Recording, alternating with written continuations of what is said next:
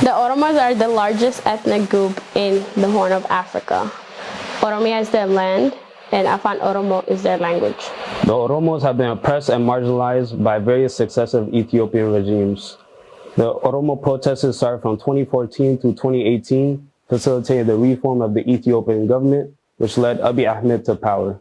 Abiy has fooled the international community and many ethnic groups living in Ethiopia by inviting activists, political opposition groups, and diaspora to come back home under the promise of reform and democracy. Abiy created a facade about who he really is. Since Abiy speaks Afan Oromo, many thought Oromo's marginalization concerns were addressed. In fact, it was opposite. Abiy's stay in leadership has caused immense bloodshed, particularly in Oromia. Due to this very fact, various ethnic groups, including the Oromos, chose to bear arms and defend themselves against the heinous acts committed by the Ethiopian authorities.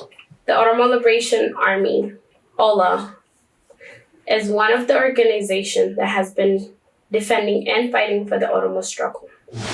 In the name of eradicating Ola, the Ethiopian government has killed, executed, imprisoned, and raped civilians, to say the least. The countless drone attacks and military raids in northern, central, western, and southern Oromia have caused the deaths and displacement of hundreds of thousands of innocent Oromo civilians. Abiy's government has intentionally armed the supremacist and extremist Amara military group called Fano in the name of exterminating anything and everything Oromo. There have been too many instances of human rights violations carried out by the Ethiopian government, including acts of ethnic violence.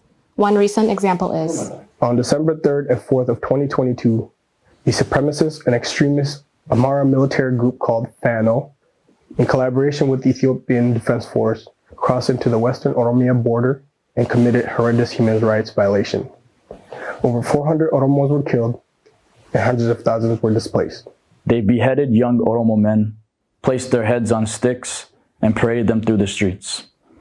They burned Oromo people alive, skinned them, and ate them. These cannibalistic crimes are truly for the history books.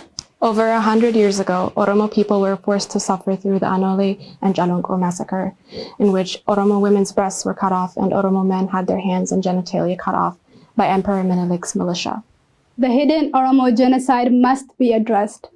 We invite the international community to condemn these crimes against humanity. We invite the international bodies such as United Nations, World Health Organization, Amnesty International, Human Rights Watch, and many others to pressure the Ethiopian government to stop genocide on the Oromos. Abiy Ahmed and the Ethiopian government needs to stand trial at the International Criminal Court for crimes committed against humanity. End the Oromo genocide!